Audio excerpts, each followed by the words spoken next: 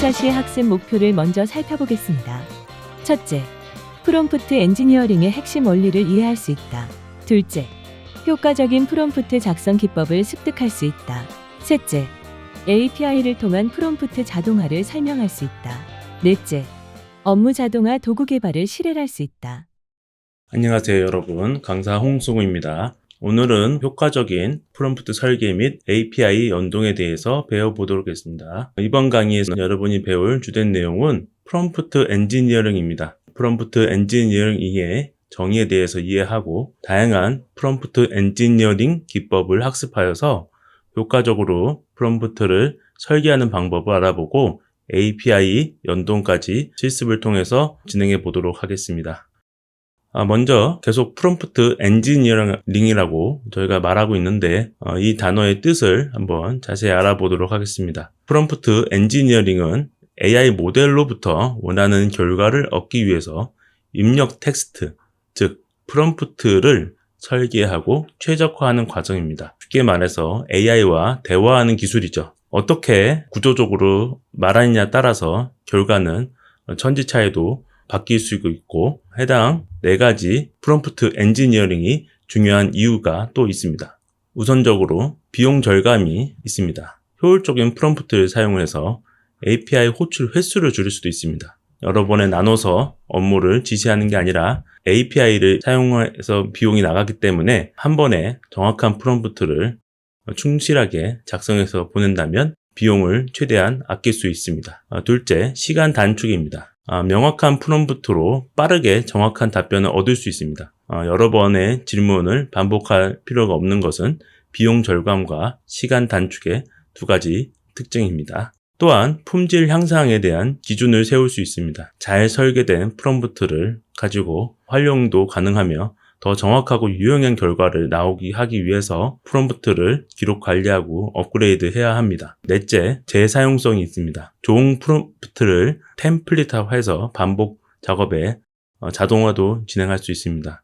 실무적으로 가장 유용한 부분입니다. 이제 구체적인 예시를 통해서 프롬프트의 영향력을 살펴보겠습니다. 왼쪽을 보시면 나쁜 프롬프트의 예시가 있습니다. 파이썬 코드 짜줘 라고 했습니다. 어떤 것을 해야 되는지, 무엇을 이용해서 해야 되는지, 어떤 목적인지, 얼마나 코드를 짜야 되는지 전혀 알 수 없고 그냥 단순히 파이썬 코드 짜줘 라고 얘기한 것은 너무나 추상적이고 모호한 질문이고 그에 따른 답변도 모호하게 나올 수밖에 없습니다. 따라서 이런 프롬프트를 사용하면 좋은 AI를 사용하고도 정확하고 구조적인 결과를 받을 수 없는 상황이 되게 되겠습니다. 반면 오른쪽에 있는 좋은 프롬프트의 예시를 보겠습니다. 파이썬 3.9를 사용해서 CSV 파일을 읽고 세일즈 열의 합계를 계산한 후에 결과를 JSON 형식으로 반환하는 함수를 작성해줘, 판다스 라이브러리를 사용하고 에러 처리를 포함해줘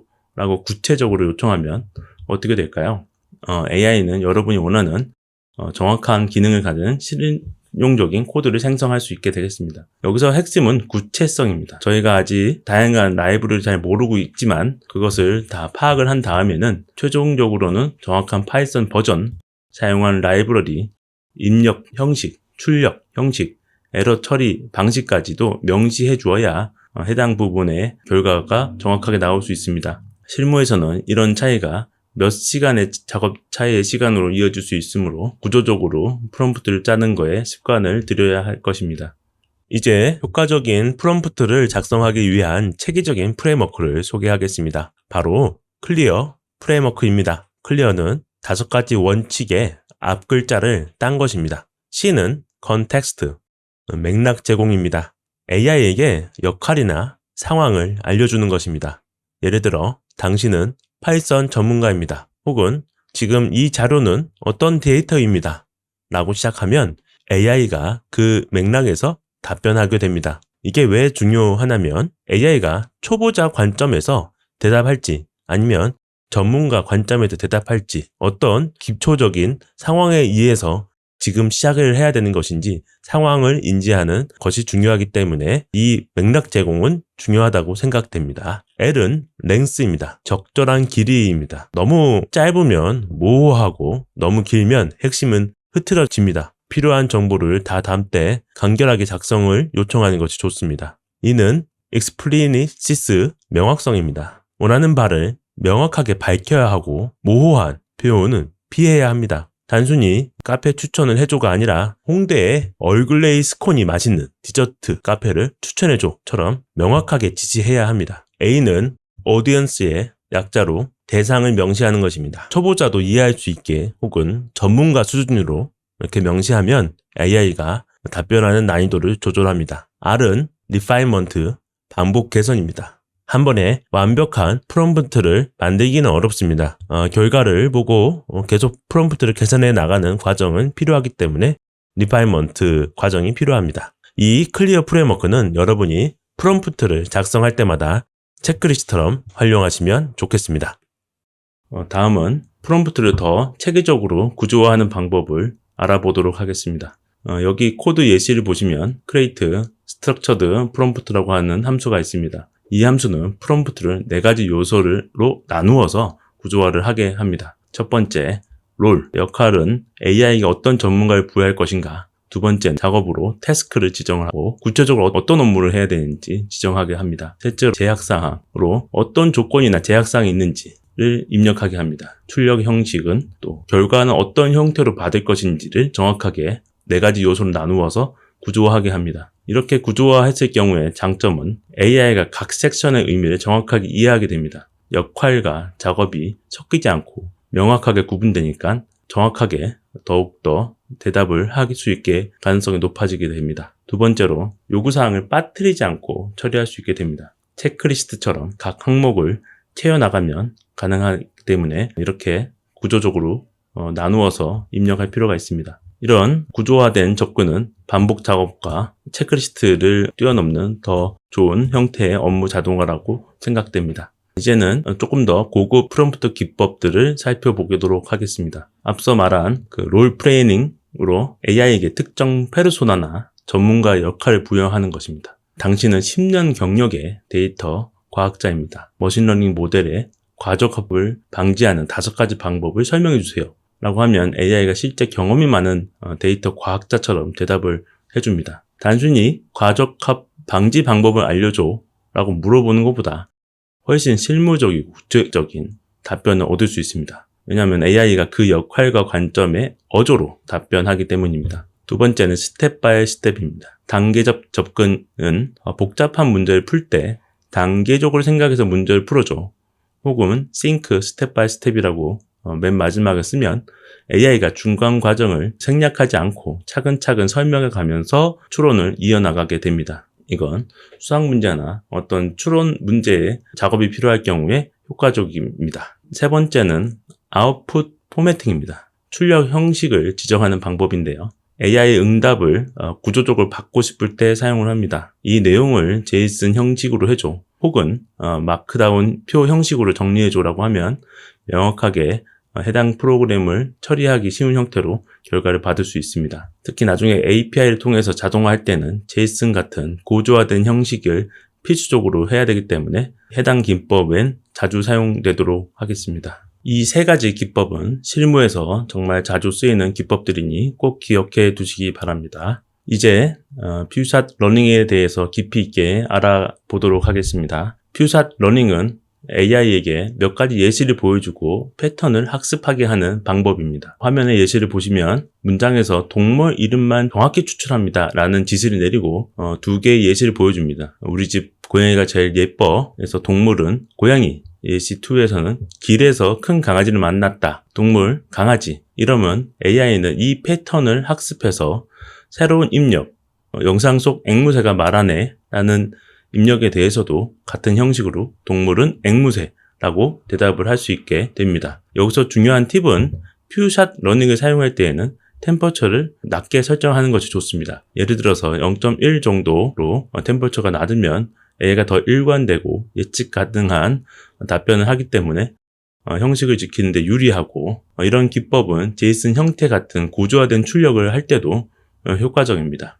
JSON 형식을 만들 때 너무 창의적으로 만들게 되면 포매팅이 문제가 생길 수 있습니다. 따라서 템퍼처를 낮게 사용해야 되고 데이터 추출, 분류, 태깅 같은 반복적인 작업을 자동화할 때 반복적으로 사용하면 유용합니다. 실무적인 팁을 하나 더 예시를 설명해 드리면 보통 예시는 2개에서 3개 정도만 적당합니다. 너무 많이 사용될 필요는 없고 너무 적으면 패턴 학습이 부족할 수도 있습니다. 이제 제로샷과 퓨샷 차이를 한번 정리해 보도록 하겠습니다. 제로샷은 예시를 전혀 제공하지 않고 바로 요청하는 방식입니다. 이 문장의 감정을 분석해줘 라고만 하는 거죠. 장점은 토큰을 적게 사용하는 것이지만 단점은 정확도가 떨어질 수 있습니다. 일반적인 지시, 간단한 요약, 번역 같은 작업에는 적합합니다. 퓨샷은 2개 혹은 3개의 예시를 보여주고 지시하는 방법입니다. 장점은 더 정확하고 일관된 결과를 얻을 수 있다는 점이고 단점은 토큰을 더 많이 사용합니다. 감정 분석이나 새로운 패턴을 학습해야 되거나 특정 형식의 데이터 추출 같은 작업에 적합합니다.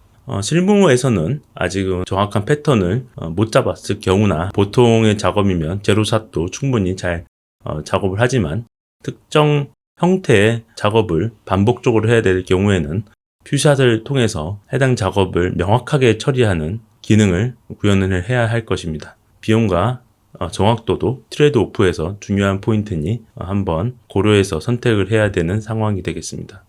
이제 체인 오브 소트, 즉 COT라고 하는 기법을 배워보겠습니다. 체인 오브 소트는 AI가 단계별 사고를 하도록 유도하는 기법입니다. 복잡한 문제를 풀 때 특히 효과적이고 예시를 보시면 나는 시장에 가서 사과 10개를 샀어. 나는 사과 2개를 이웃에게 주고 2개를 동생에게 주었어. 그리고 5개를 더 사서 1개는 내가 먹었어. 사과가 몇 개 남았니? 이런 초등학교 수준의 문제이지만 그냥 답변을 요구하면 AI가 실수할 수 있습니다. 따라서 단계적으로 생각해보자 혹은 체인 오브 소트 방식으로 생각을 해서 문제를 풀으라고 프롬프트를 작성하면 중간 단계별로 현 상황에 사과가 몇 개 있는지 결과를 볼 수 있고 이 과정을 통해서 정확도가 훨씬 높아지는 결과를 기대할 수 있게 됩니다. 같은 문제를 여러 번 풀게 한 다음에 가장 많이 나온 답을 선택해서 정확도도 올릴 수 있는 방법도 있기 때문에 수학 문제, 논리 퍼즐이나 복잡한 추론에서 필요한 작업에는 꼭 체인 오브 소트를 사용해서 정확도를 높이는 과정이 필요하겠습니다. 체인 오브 소트는 몇 가지 변형 기법들이 있습니다.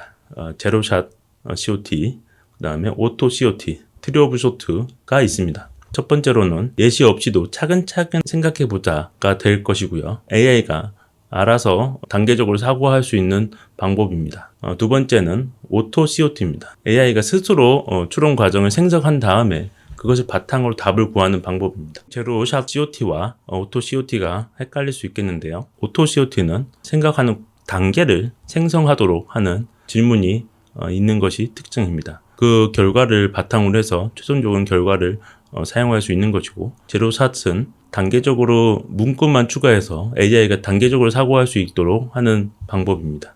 세 번째 트리 오브 소트는 고급 기법으로 단일 사고 체인이 아니라 여러 사고 경로를 나무처럼 가지를 뻗는 것처럼 이런 케이스 저런 케이스를 동시에 탐색한 다음에 최선의 경로를 선택하도록 하는 방법입니다. 문제에서 어떤 3가지의 다른 접근법을 생각해 보라고 할 때 AI가 각각의 가능성을 고려한 다음 답을 제시하는 경우에 사용합니다. TOT는 창의적인 문제 해결이나 여러 가능성을 비교해야 하는 경우에 가장 유효한 고급 기법입니다. 이제는 프롬프트 체이닝이라고 하는 중요한 개념을 배워보도록 하겠습니다.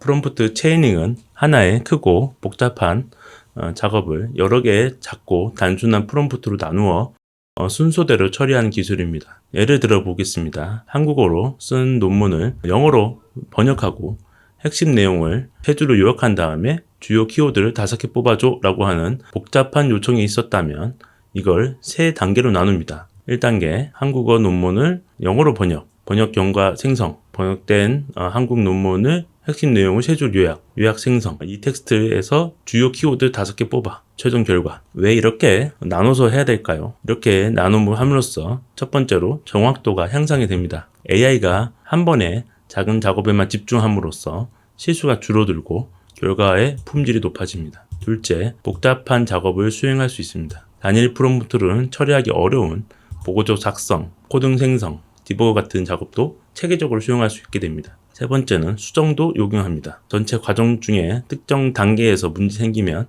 해당 부분만 수정하고 다른 부분은 그냥 두어서 프롬프트를 수정할 수도 있게 됩니다. 넷째는 맥락의 유지에도 좋습니다. 이전 단계 정보를 다음 단계로 계속 전달함으로써 전체 흐름도 유지할 수 있게 되어 있습니다. 실무적으로 복잡한 워크프로를 구현할 때 이런 체이닝 기법을 사용됩니다. 프롬프트를 만들었다면 이제는 최적화를 할 차례입니다. 첫 번째 방법은 A/B 테스트입니다. A 프롬프트와 B 프롬프트를 가지고 성능을 비교해 보는 것이 좋겠고, 비교하기 위해서는 성능 지표, 객관적인 수치로 측정을 해야 할 것입니다.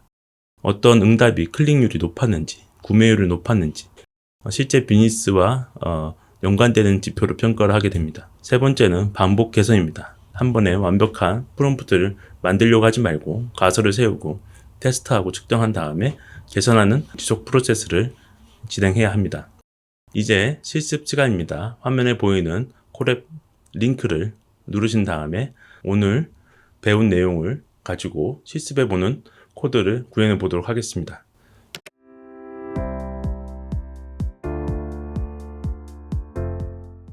오늘 실습 환경은 구글에서 만든 콜앱에서 하도록 하겠습니다. 브라우저만 있으면 별도의 설치 없이 파이썬 코드를 실행할 수 있고 오픈AI API 연동하기에도 편리합니다. 우선은 콜앱 링크를 클릭하신 다음에 브라우저에서 해당 링크를 열어주시고 로그인 해주시기 바랍니다. 이 실습의 목표는 파이썬 언어를 이용해서 오픈AI 라이브러리를 이용하고 오픈AI API 기본 사용법과 프롬프트 엔지니어링 다양한 패턴을 실습해보고 바로 복사해서 사용할 수 있는 템플릿을 한번 확보해보는 과정을 진행하도록 하겠습니다. 앞서 설명한 대로 프롬프트는 LLM에게 전달하는 입력 텍스트입니다. 클리어 프레임워크를 통해서 맥락과 길이, 대상, 그 다음에 롤 프레임을 프롬프트로 저장하고 퓨샷 러닝과 체인 오브 소트로 더 다양한 프롬프트를 이용해 보도록 하겠습니다.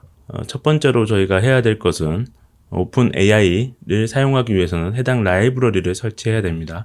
첫 번째 셀을 보시면 느낌표를 하고 pip 그 다음에 인스톨 한 다음에 업그레이드 오픈AI라고 하는 커맨드가 있습니다. 해당 커맨드를 하면 최신 버전의 파이썬 라이브러리 패키지를 콜앱에 설치하게 됩니다. 해당 과정이 다 끝나면 이제 이전 실습에서 오픈AI 키를 받아놓은 키를 가지고 환경 변수로 키를 입력하도록 하겠습니다. 지금 보이시는 키는 제가 임시로 사용하고 삭제할 거기 때문에 괜찮지만 이렇게 사용하신 것들은 다른 사람이 알 수 없도록 잘 관리하셔야 됩니다. 특히 GitHub에 올리지 않도록 주의하는 상황이 필요합니다. 그래서 오픈AI API 키라고 하는 환경 변수로 이 값의 내용을 지정을 하고 나면 오픈AI 라이브러리에서 해당 값을 인식하신 다음에 클라이언트에 값을 넣어주게 됩니다. 그래서 이런 방식으로 임포트 과정과 환경 변수 지정, 그 다음에 클라이언트 생성 과정으로 기본적인 시작 세팅이 진행되도록 하겠습니다. 이제는 가장 중요한 기본 채팅 호출하는 과정을 진행해 보도록 하겠습니다. 너는 한국어를 잘하는 친절한 AI 비서라고 전 시스템 메시지로 준 다음에 프롬프트 엔지니어링을 한 단어로 쉽게 설명해줘. 이 문장에서 우리는 맥락, 친절한 AI 비서라라고 하는 역할을 부여한 거를 확인할 수 있고 한 문단으로 그래서 적절한 길이를 지정해서 요청을 했고 어디언스, 대상을 쉽게 설명해줘 라고 하는 초보자를 위한 쉽게 설명해 달라고 하는 메시지도 다 문장에 넣어놨습니다. 그래서 해당 내용은 충실하게 기본 클리어 프레임워크 원칙을 지킨 문법이라고 할 수 있겠습니다. 그래서 클라이언트 chat.로 함수를 지정한 다음에 GTP4o 미니 모델을 사용해서 해당 시스템 메시지와 유저 메시지를 메시지스 변수로 지정해서 넘겨주고 템퍼처와 맥스 토큰을 지정해서 호출하게 되면 응답값으로 해당 내용을 받아서 볼 수 있는 상황이 됩니다. 그래서 아래와 같이 프롬프트 엔지니어링은 인공지능 모델, 특히 언어 모델에게 효과적으로 얻기 위한 최적화 과정이다 라고 해서 자세히 설명해주는 문장을 받을 수 있습니다. 템퍼처에서는 창의도 정도를 보여주고 있지만 해당 내용에서는 쉽게 설명해야 하는 창의성이 필요하기 때문에 숫자를 1에 가깝게 지정을 했고 최대 토큰 수도 원하는 문장 양에 따라서 지정하도록 하는 것이 필요하겠습니다. 그리고 실행할 때는 그 화살표 모양 run cell이라고 하는 아이콘을 눌러 주셔야 됩니다. 그래서 저는 한번 실행을 미리 해 놓았지만 처음 사용하신 분들은 이렇게 클릭을 통해서 해당 내용을 패키지가 설치될 수 있도록 하고, 두 번째 클라이언트 실행될 수 있게 하고, 첫 번째 기본 예시 텍스트 요약 셀도 버튼 클릭해서 응답이 나오는 걸 기다려보고 응답이 나오는 걸 봤습니다. 네 번째 역할과 출력 형식을 지정하는 패턴 예시를 보도록 하겠습니다. 실무에서 가장 많이 사용을 하고 출력 형태의 지정이 추후에 시스템 연결이나 시스템의 결과값을 입력하기 위해서 많이 필요합니다. 그래서 JSON 형태를 보여줘라고 하는 결과는 나중에 시스템에 연결되기 위해서 필요합니다. 그래서 여기도 똑같이 분석가이자 프롬프트 엔지니어링 강사다. 그리고 항상 간결하고 구조적으로 답하라. 왜냐하면 지금 JSON 형식을 보여달라고 했기 때문에 구조적으로 답해야 되는 것이 가장 필요한 업무 역량이 되겠습니다. 아웃풋 포매팅을 지정함으로써 우리가 원하는 값들에 대한 예시를 먼저 정확하게 예시했고, 또한 템퍼처가 0.3으로 굉장히 낮게 설정되어 있는 걸 볼 수 있는데, 창의적인 업무가 아니라 키워드를 뽑아서 JSON 형식으로 일관된 형식을 유지해야 되기 때문에 0.3이라고 하는 템퍼처를 지정하여 분석에 안정적으로 결과가 나오도록 함이 필요하겠습니다. 한번 실행을 시켜보겠습니다. 요약과 핵심 키워드를 JSON 형태로 만드는 값이 나왔고, 해당 내용은 JSON 문법에 어긋남이 없는 것 같습니다. 이처럼 이 부분을 추후에 파싱을 통해서 JSON 부분만 빼서 사용할 수 있기 때문에 해당 결과가 나중에 기존 레거시 시스템과 연결해서 사용되기에는 JSON 형태로 돼야 되는 경우가 많이 있습니다. 이어서 퓨샷 예시 프롬프트로 넘어가 보도록 하겠습니다. 퓨샷 러닝은 출력 예시를 먼저 보여주고 같은 패턴으로 따라하기를 유도하는 프롬프트입니다. 그래서 우선은 한국어 문장을 친근한 문장으로 바꿔주는 AI다라고 하는 롤을 지정해주고, 우선 예시 첫 번째 거와 두 번째 거들을 이렇게 구분을 지어주고, 입력이 들어갔을 때는 결과가 이렇게 나오도록, 입력이 이렇게 들어갔을 때는 이모지가 들어간 친근한 문장으로 바뀔 수 있도록 두 가지 예시를 먼저 퓨샷 이그젬플을 넣었다면, 새로운 인풋으로 자료를 검토해 주시기 바랍니다 라고 하는 딱딱한 말투를 다음과 같은 유저 메시지 형태를 이용해서 새로운 입력이 들어갔을 때 출력이 어떻게 되는지에 대해서 알 수 있게 유저 메시지 형태를 지정했습니다. 실행을 한번 다시 또 해보면, 자료를 검토해 주기 바랍니다 라고 하는 되게 딱딱한 말투에서 자료 한번 살펴봐 주실 수 있으실까요? 라고 하는 이모지까지 들어간 메시지로 바뀐 것을 확인할 수 있습니다. 퓨샷은 구조화된 출력이 필요할 때에도 효과적이고, 그 다음에 어떤 특정한 출력이나 형태를 말로 설명하기보다는 예시로 설명해보자 할 때 사용하는 것이 좋겠습니다. 마지막으로 조금 복잡한 실습을 진행해 보도록 하겠습니다. 이 실습은 직접 프롬프트를 지정하기 위해서는 고도의 어떤 규칙을 지정하는 것이 어떤 예시가 되는 건지 좀 긴 프롬프트를 보겠습니다. 시스템 메시지에서는 연애 심리 상담 전문가로 지정해주고, 친한 친구처럼 솔직하면서 조언해준 역할이라는 것을 명확하게 표시해주고, 이 시스템의 행동 규칙 5가지를 지정해 놨습니다. 그 다음에 사용자의 메시지를 이렇게 질문을 받아서 먼저 입력을 해놓고 결과를 한번 보면, 복잡한 질문을 해도 단계적으로 생각을 한 다음에 문제가 되는 포인트와 심리를 분석을 하고, 현실적이면서도 친구 같은 말투를 조언하기 위해서 노력을 하는 것을 볼 수 있겠습니다. 결과를 한번 보겠습니다. 메시지를 보면 그런 상황에 정말 마음이 아프겠네 라고 하면서 현 상황에 대해 공감을 하고 자연스러운 일이다 하면서 몇 가지 질문을 통해서 더 구체적으로 상황을 이해하기 위한 질문을 이어어 나가고 있습니다. 이처럼 행동 규칙 첫 번째에 있는 정확하게 파악을 하기 위해서 질문 2-3개를 한다는 행동 규칙을 지금 이어나가고 있는 것을 볼 수 있습니다. 이런 것을 확대해서 나가면 정확한 AI 연애 심리 상담 전문가 AI가 나올 수 있을 거라고 생각됩니다. 이로써 API 연동을 하기 위한 오픈 AI API 파이썬 라이브러리 패키지를 인스톨하고 역할과 출력 형식을 지정하는 패턴을 아웃풋 포매팅을 사용해 봤고, 퓨샷 러닝을 통해서 예시를 보여주고 새로운 입력에 따라서 결과를 보이도록 하는 것, 그 다음에 이제 프롬프트 구조와 역할, 작업, 제약사항, 출력 형식을 명확하게 구분해서 표현함으로써 복잡한 프로젝트도 진행할 수 있는 것을 실습해 보았습니다. 이런 패턴을 조합하면 실무에서도 필요한 프롬프트 대부분을 만들 수 있게 되겠습니다. 오늘 배운 내용은 AI를 실무에 활용하는 데 가장 핵심이 되는 부분이니 프롬프트를 잘 작성하시고 또 다양한 예시를 아니면 본인의 목적에 맞는 프롬프트로 바꿔보시는 시간을 각자 가져보시기 바랍니다. 오늘 3차시 강의는 여기까지입니다. 수고하셨습니다.